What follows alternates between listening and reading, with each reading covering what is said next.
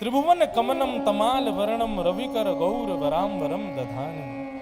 हे नाथ, मेरी मति आपसे प्रेम करती है, आप कृपा करके मेरी मति को स्वीकार करो। भीष्म पितामह ने भगवान की स्तुति गाई और स्तुति गाते हुए भगवान में ही विलीन हो गए।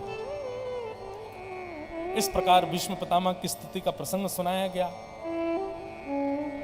पांचों पांडवों ने मिलकर के पितामह भीष्म का संस्कार किया और अब पांडवों के वंश में उस बालक का जन्म हुआ जिस बालक की भगवान ने गर्भ में रक्षा की थी, जिनका नाम है परीक्षित। परीक्षित धीरे धीरे बड़े हुए। एक दिन पांडवों को यह समाचार मिला कि भगवान अपनी लीला पूरी करके चले गए। नन्हे से परीक्षित को उन्होंने राज्य गद्दी पर बैठा दिया। परीक्षित राजा हो गए। राजा परीक्षित ब्राह्मणों के नेतृत्व में बढ़िया शासन करने लगे। एक दिन राजा परीक्षित आखेट को वन में गए। वन में विचरण करते करते उन्होंने देखा कि एक काला काला व्यक्ति वृषभ के 3 पैर काट चुका, चौथा पैर काट रहा है। ये कौन है? बोले यही कलयुग है। परीक्षित जी महाराज ने कलयुग से कहा कि मेरा राज्य छोड़ करके चले जाओ। कलयुग बोला आप स्थान दे दो, मैं वहीं जाऊंगा। तो बंधुओं, ये 5 स्थान कलयुग के पास हैं। राजा परीक्षित ने कलयुग को 5 स्थान दिए। कौन कौन से? द्यूतम पानम स्त्रियः सूना यत्ता धर्मश्चतुर्विधः पुनश्च याचमानाय जातरूपम प्रभु। कलयुग को 5 स्थान दिए हैं। कौन कौन से? पहला स्थान जुआ। जुए में कलयुग का निवास होता है। अच्छा, हम कथाओं में कहा करते हैं जुए का मतलब केवल ताश खेलना, उसमें पैसा लगाना नहीं होता। वो तो जुआ है ही, पर जुए का एक अर्थ ये भी होता है आप पैसे को जहां कहीं भी दांव पर लगाओगे वो सब जुआ कहलाएगा। जैसे कई लोग शर्त लगाते हैं, 500-500 रुपए की शर्त लगा लो, बारिश होगी कि नहीं होगी? बोलो होगी। लगी 500 की शर्त, ये भी जुआ है। आप लक्ष्मी को जब जब दांव पर लगाओगे तब तब जुआ माना जाएगा। लक्ष्मी को कभी दांव पर मत लगाइए। लक्ष्मी साक्षात हमारी मां है। मां को कोई दांव पर लगाता है? लक्ष्मी नारायण की पत्नी है और नारायण की पत्नी को यदि दांव पर लगाओगे तो नारायण तुमको छोड़ेंगे? कभी नहीं छोड़ सकते। किसी की पत्नी को दांव पर लगाओगे उसका पति जान से मार देगा। और तुम नारायण मतलब जगत नियंता जगदाधार जगदीश्वर की पत्नी को दांव पर लगा रहे हो, जीवन कैसे सुखी हो जाएगा? और माफ कीजिएगा, यदि कोई व्यक्ति जीवन भर जुआ खेलते खेलते निकल गया, उसके जीवन में कोई कष्ट नहीं आए तो उसकी आने वाली पीढ़ी में कष्ट आएंगे, वंश में कष्ट आएगा, लेकिन कष्ट आएगा जरूर। तो सबसे पहला कलयुग का निवास कहां है? द्यूतम, जुए में। इसलिए भैया कभी भी ये 5 स्थान यदि आपने छोड़ दिए जीवन में, इन 5 जगहों पर यदि आप नहीं गए तो हम व्यासपीठ से दावा करके कहते हैं कि आपको कलयुग स्पर्श नहीं करेगा। आप कलयुग में रहते हुए भी सतयुग में जी रहे हो, ऐसा मान लीजिएगा, यदि इन 5 स्थानों से बच गए तो। और एक बात कहें, ये 5 जगहों के नाम सुन लीजिए, ऐसा हो ही नहीं सकता कि इन 5 में से एक स्थान में आपका प्रवेश ना हुआ हो, निश्चित हुआ होगा। सबसे पहला द्यूतम यानी कि जुआ। दूसरा कलयुग का निवास स्थान है पानम, मदिरा पान। मद्यपान, तंबाकू सेवन, सिगरेट सेवन, बीड़ी पीना, मांस भक्षण करना, तामसी पदार्थों का सेवन करना। गीता में भगवान कहते हैं, लोग पूछते हैं महाराज जी प्याज लहसुन खाने में क्या दोष है? प्याज लहसुन खाने से पाप लगता है? क्या होता है? प्याज लहसुन खाने से पाप नहीं लगता, लेकिन गीता में भगवान कहते हैं भुंजते त्वघम पापात ये पचंत्यात्म कारणम। जो व्यक्ति मेरा भोग लगाए बिना कुछ पाता है, निश्चित ही वो अपने पूर्व के नष्ट किए हुए पापों को पुनर्जागृत कर लेता है। प्याज लहसुन खाने से पाप नहीं लगता, लेकिन आपके पूर्व में किए गए पुण्यों से जो पाप खत्म हुए थे उन पापों को पुनर्जीवित कर देता है, नवीन पाप नहीं लगेगा। और आप कहेंगे ऐसा क्यों महाराज जी? उसी पृथ्वी में आलू होता है, उसी में प्याज होती है, फिर इतना दोष क्यों? दोष प्याज में नहीं है, दोष भगवान का भोग नहीं लगता है उसका, इसलिए दोष है। और भोग क्यों नहीं लगता? क्योंकि उसमें दुर्गंध होती है, वो दूषित है, ठाकुर जी को भोग लगती नहीं। और ठाकुर जी का भोग लगे नहीं हो हम पाएंगे तो निश्चित है कि हमारे पाप पुनर्जागृत होंगे, इसलिए प्याज खाने को मना कहा गया। अब मान लीजिए आपने हर की पौड़ी में स्नान किया, गंगा जी में स्नान किया, खूब कथाएं सुनी, यज्ञ किए, आपके सारे पाप धीरे धीरे कम हो गए, लेकिन फिर आपने वो वस्तु पाना प्रारंभ कर दिया जो ठाकुर जी को भोग नहीं लगती है, तो निश्चित है कि आपके पाप जो नष्ट हुए हैं वो पुनर्जागृत हो जाएंगे। इसलिए वैष्णव को चाहिए कि समस्त वो वस्तुएं स्वीकार करे जो ठाकुर जी को भोग लग सकती है, उसी का ही सेवन। महाराज जी दरबार लगाते हैं तो सुना है महाराज जी कहते हैं नियम का पालन करना पड़ेगा, तभी आपका वो जो भी है वो काम बनेगा। प्याज लहसुन खाना नहीं है, मांस मदिरा खानी नहीं। क्यों? ठाकुर जी को भोग अर्पण करके जब आप स्वीकार करेंगे तभी आपके दोष निवृत्त होंगे, दोष नष्ट होंगे। इसलिए यदि खाते हैं आप, दोष नहीं है उसमें, लेकिन हाँ इतना दोष जरूर है कि पूर्व के जो आपके पाप हैं जिनको आप नष्ट कर चुके हो वो पुनर्जागृत हो जाएंगे, वो फिर से बढ़ने लगेंगे। इसलिए भैया, अच्छा हम ज्यादा जोर दे रहे हैं प्याज लहसुन और इन सब पर, लेकिन इससे भी ज्यादा बुरा क्या है? इससे भी ज्यादा बुरा है मदिरा सेवन, इससे भी ज्यादा बुरा है तंबाकू सेवन, इससे भी ज्यादा बुरा है बीड़ी सिगरेट का सेवन। 3 इंच की होती है सिगरेट, कितनी? 3 इंच की, और हमारा शरीर होता है 3 मन का। 3 मन के शरीर को 3 इंच की सिगरेट चिता पे लिटा देती है। बताओ कौन बलवान ज्यादा हो? 3 इंच की सिगरेट बलवान है। 2 इंच का पाउच होता है तंबाकू का, नित्य खाने वाले व्यक्ति को चिता पर लिटा देता है। बताओ 70 किलो का आदमी बलवान है कि वो 2 ग्राम का पाउच? 2 ग्राम का पाउच। आपने कभी तंबाकू की खेती देखी? हाथ ऊपर करो जिसने तंबाकू की खेती देखी हो। 4-5 लोगों ने देखी है, बस गुजरात तरफ बहुत होती है, मध्य प्रदेश में होती है? नहीं होती। तंबाकू के खेत की एक खासियत होती है, वो बहुत बड़ा सुंदर लगता है, हरा भरा, लेकिन तंबाकू के खेत में अगर आप बाउंड्री नहीं बनाओ तो चलेगा। क्यों? क्योंकि उसको जानवर भी नहीं खाते। बाउंड्री क्यों बनाते हैं खेतों में? ताकि उसमें जानवर नहीं चले जाएं।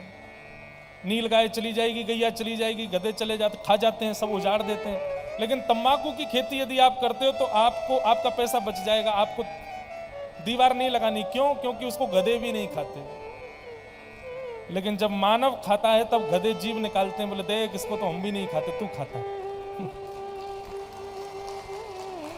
इसलिए भैया, एक बार को प्याज लहसुन ना छूट रही हो तो चलेगा, प्रयास करो कि छोड़ो, लेकिन ये जो तामसी पदार्थ है इनको तो अभी छोड़ो, इसी वक्त छोड़ो।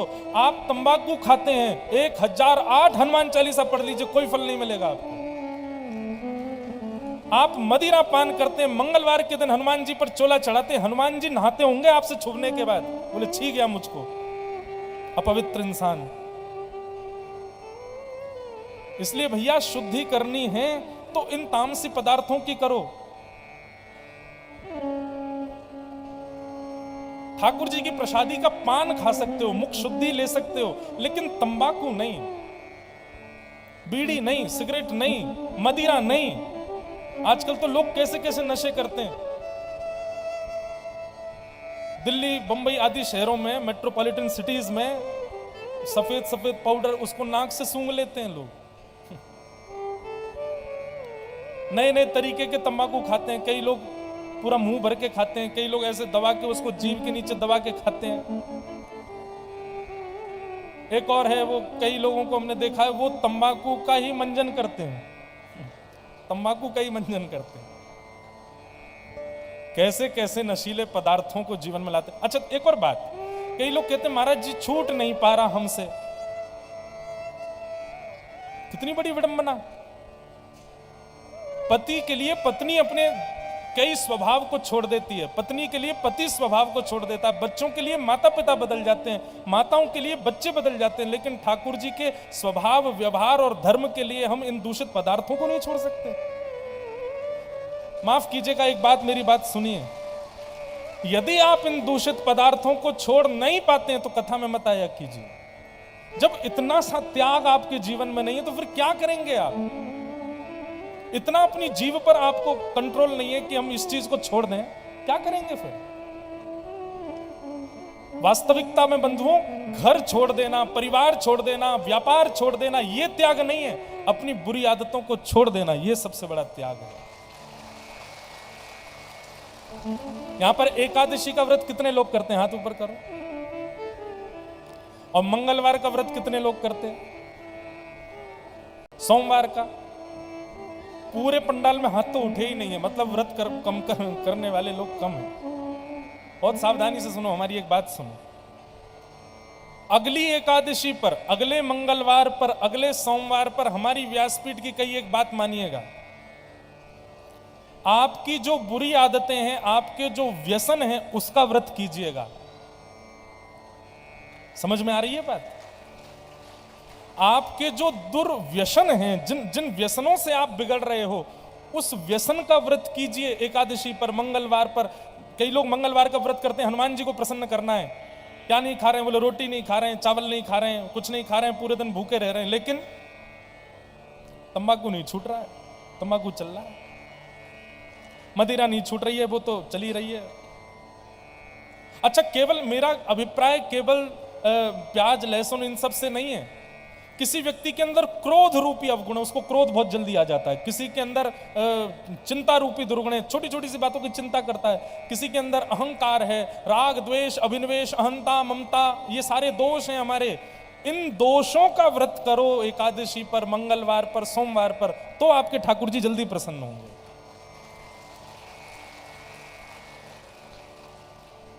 यहीं से ही प्रयास करो कि आपका तंबाकू नहीं छूट रहा, ठीक है, मंगलवार छोड़ के देखो, फिर मंगलवार से सोमवार छोड़ के देखो, फिर सोमवार मंगलवार बुधवार 4 दिन खाऊंगा, 3 दिन नहीं खाऊंगा, फिर 4 दिन नहीं खाऊंगा, 3 दिन खाऊंगा, तो 5 दिन। अरे 5 तक पहुंचते पहुंचते तो हो जाएगा, फेंक आओगे नाली में, अब खाना ही नहीं है, छूट गया अब हमसे। और सही मानिएगा, जिस दिन आपने अपने दुर्व्यसन का त्याग कर दिया, समझ जाना कि अब हनुमान जी आपको मिलने आएंगे। अब मिलने में देरी नहीं होगी। जब तक आप अपने दूषित व्यसनों को अपने हृदय से लगा करके रखोगे, ठाकुर जी आपसे दूर ही रहेंगे, आपसे दूरी बना करके रखेंगे। जिस दिन आपने अपने दुर्व्यसन का, दुर्व्यवहार का, दुर्बुद्धि का, दूषित चिंतन का त्याग कर दिया, उसी दिन ठाकुर जी आपसे मिलने के लिए मन बना लेंगे।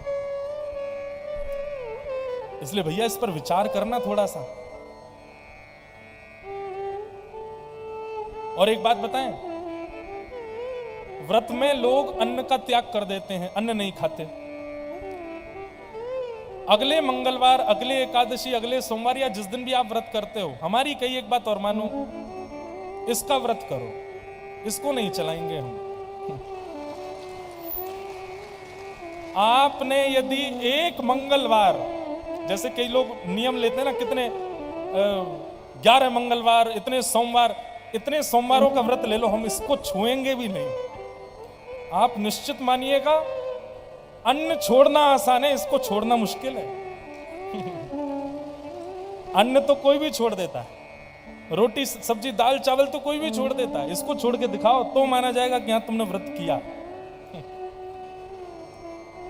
कभी कभी ऐसा लगता है सतयुग, त्रेता, द्वापर, कलयुग, इनमें बताया गया कि सतयुग में प्राण बसते हमारी हड्डियों में, इसलिए सतयुग में लोग जल्दी नहीं मरते थे। जब तक उनकी हड्डियां नष्ट नहीं होती तब तक नहीं मरते थे। त्रेता में प्राण आ जाते हैं मांस में, जब तक मांस नष्ट ना हो जाए तब तक मृत्यु नहीं होती। द्वापर में प्राण आ जाते हैं त्वचा में, हमारी त्वचा, जब तक त्वचा नष्ट नहीं होती तब तक मृत्यु नहीं होती। और कलयुग में प्राण बाहर आ जाते हैं अन्न में, जब तक अन्न नहीं मिलेगा हमारे प्राण निकल जाते हैं बिना अन्न के। लेकिन घोर कलयुग में प्राण आ जाएंगे इसके अंदर। ये घोर कलयुग में इसी में प्राण रहने वाले हैं लोगों के। जैसे पहले लोग सुपारी देते थे ना, फलाने व्यक्ति को मार दे, मैं तुझको 1 लाख रुपए दूंगा, ये ले गोली मार, या उसमें आने वाले घोर कलयुग में ऐसा होगा, बोले उस व्यक्ति का फोन चुरा ला। क्यों? फोन चोरी होती मर जाएगा वो। सुबह सुबह व्यक्ति उठे और बेड के पास उसका फोन नहीं मिले, आधे प्राण तो तभी निकल जाते उसके। मेरा फोन कहां चला गया? अरे मैं तो मरने वाला हूं। तो भैया जिन आदतों ने आपको जकड़ा हुआ है, जिन आदतों के बिना आप रह नहीं पाते, जिन आदतों से आप जिनके शिकार हो गए हो, जिनके बंदी हो गए हो, उन आदतों का त्याग करना व्रत माना जाता है। आज से 500 साल पहले लोगों की कोई आदत थी नहीं, एक ही आदत थी, जब कुछ बनाओ खिलाओ, कुछ बनाओ खिलाओ। इसलिए व्रत के रूप में अन्न का त्याग बताया गया, क्योंकि प्राचीन काल में और कुछ था ही नहीं, लोगों के पास करने को भी कुछ और नहीं। आज तो इतने सारे हम लोगों ने अपने मन लगाने के साधन बना लिए, वो नहीं होगा तो मन नहीं लगता। अभी बागेश्वर धाम में अब तो बड़ी व्यवस्था हो गई, अब तो महाराज जी ने, हनुमान जी ने चमन कर दिया बागेश्वर धाम, लेकिन कुछ वर्ष पहले तक इतनी व्यवस्थाएं नहीं थी बागेश्वर धाम में। अब तो बहुत व्यवस्थित हो गया सब कुछ, कमरे बन गए, सब बहुत व्यवस्थाएं महाराज जी ने बढ़िया करवा दी सब। इतनी अव्यवस्थाएं जब पहले थी तब लोग डरते थे यहाँ रुकने में। नेटवर्क तो आते आज भी नहीं आते हैं, इंटरनेट तो चलता ही नहीं है। कई लोग तो इसलिए खजुराहो में जाकर के रुकते हैं कि वहां पर कम से कम इंटरनेट तो चलेगा, यहाँ नेट नहीं चलता है, बिना नेट के कैसे जिए। मन की तरंग मार लो बस हो गया भजन, अपनी आदत बुरी सुधार लो बस हो गया भजन, मन की तरंग मार लो बस हो गया भजन। जिस दिन आप अपनी बुरी आदतों को सुधार देते हैं, उसी दिन ठाकुर जी मन बना लेते हैं कि अब हमको इससे मिलना है। आप व्रत कितने करते हो, नियम कितने करते हो, अनुष्ठान कितने करते हो, कितने क्या क्या कर, इन सबसे कोई फायदा नहीं। आप अपनी दूषित स्थिति को, अपने दूषित व्यवहार को, अपने मन की तरंगों पर कितना वशीकरण करते हो, ठाकुर जी ये देखते हैं। तो जो लोग कहते हैं हमसे प्याज लहसुन छूट नहीं रहा है, हम छोड़ नहीं पा रहे, तो फिर कथा में काय को बैठे हो जब इतना सा त्याग आपसे नहीं हो रहा। श्रीमद् भागवत में कहते हैं जितम सर्वम जिते रसे, वो सबको जीत लेगा जिसने अपनी रसना को जीत लिया, जिसने अपनी जीव को जीत लिया। और माफ कीजिए, जो अपनी जीव को नहीं जीत पाया वो अपनी किसी इंद्रिय को नहीं जीत पाएगा। इसलिए सबसे पहले अगर वेग लगाना है, कंट्रोल करना है, तो अपनी जीव पर सबसे पहला करो। आप विश्वास मानिएगा, आपके नेत्र भी कंट्रोल्ड हो जाएंगे, आपके कान भी कंट्रोल्ड हो जाएंगे, आपके हाथ पैर समस्त इंद्रियां आपके वश में आ जाएंगी जिस दिन जीव वश में आ गई। और जब तक आपकी जीव वश में नहीं आएगी तब तक सारी इंद्रियां ये समझ लो खुली हुई हैं, कभी भी कहीं भी भागेंगी, आपको लेके जाएंगी, नरकगामी बना देंगी आपको। इसलिए जितम सर्वम जिते रसे, सबका हेडक्वार्टर, सबका मेन जो कंट्रोलर है वो है हमारी जीव। जीव को जीतो। तो द्यूतम यानी कि जुए में कलयुग का निवास है। दूसरा बताया पानम, मदिरा पान करने वाला, मांस भक्षण करने वाला, भक्ष खाने वाला, तामसी भोजन करने वाले पर भी कलयुग का प्रभाव होता है। एक प्रकार से ऐसा कहते हैं, चटोरा व्यक्ति जो होता है, बहुत चटोरा, उस पर भी कलयुग का पूर्ण प्रभाव होता है।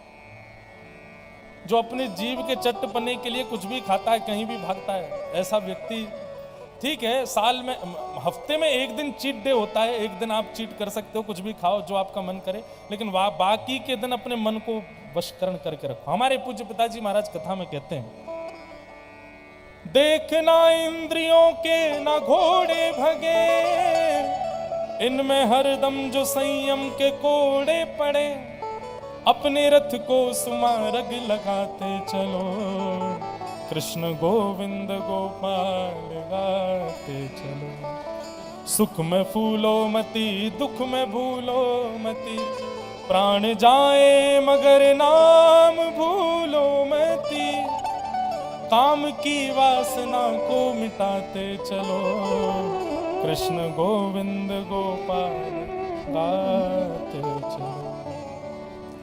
जब कभी भी आपको ऐसा लगे कि आपकी जीव कोई चट्टपना मांग रही है, तुरंत श्री कृष्ण गोविंद हरे मुरारे हे नाथ नारायण वासुदेव कीर्तन करना शुरू कर दो, जीव अपने आप वशीकृत हो जाएगी। जैसे ही लगे कि आंखें मटक रही हैं, कहीं दूषित स्थिति की ओर जा रही हैं, तुरंत नेत्र बंद करो, श्री कृष्ण गोविंद हरे मुरारे हे नाथ नारायण वासुदेव।